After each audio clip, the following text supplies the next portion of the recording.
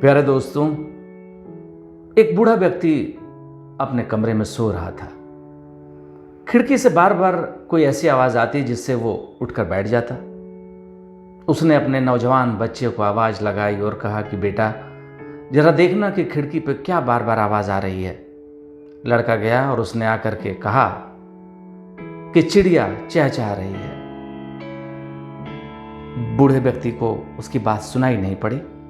उसने कहा, बेटा एक बार और जाके देखो कि क्या आवाज़ आ रही है। लड़का गया और इस बार आया तो उसने गुस्से में कहा, आपको सुनाई नहीं पड़ता? मैंने पहले भी आपसे कहा कि चिड़िया चहचहा रही है, कुछ कौवे हैं वो वहां पर कूद रहे हैं। बूढ़ा व्यक्ति थोड़ा सहमा और इस बार उसने फिर कहा कि बेटा जरा देखना कि खिड़की से क्या आवाज़ आ रही है, मैं सो नहीं पा रहा हूं।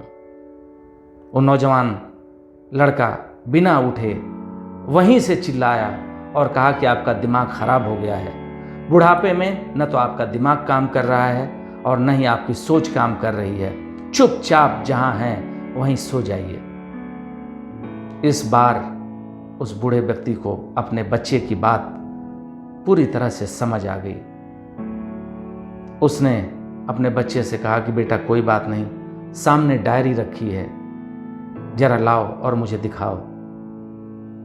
उस बूढ़े व्यक्ति ने डायरी खोली और जब डायरी खोली तो बच्चे से कहा कि पढ़ो इसमें क्या लिखा है। बच्चा बोला, मैं क्यों पढ़ूं? खैर, बच्चे ने इस बार पढ़ा और उस डायरी में लिखा था, उस बाप की लिखी हुई पंक्तियां उस डायरी के अंदर थी कि आज मैं बहुत खुश हूं।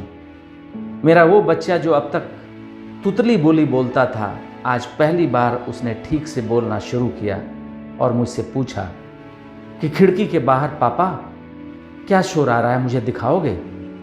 मैं बार बार अपनी गोद में उसे उठा के ले जाता और करीब 25 से 26 बार उसे मैं खिड़की पर ले जाके दिखाता कि यहाँ चिड़िया चहचहा रही है, कौवे यहाँ पे चहचहा रहे हैं। और मुझे खुशी हुई कि आज मेरा बच्चा बोलना शुरू कर दिया।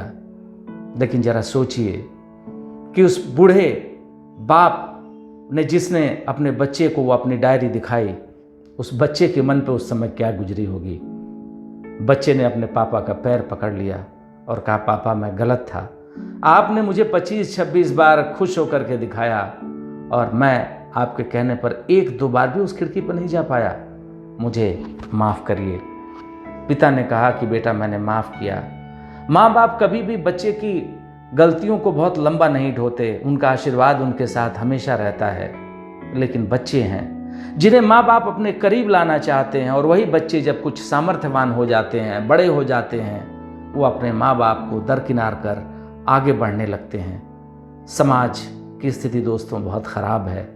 इसलिए मैं निवेदन करना चाहूँगा कि जिस फैमिली का अर्थ होता है father and mother I love you, उनकी स्थिति आज इतनी खराब क्यों है?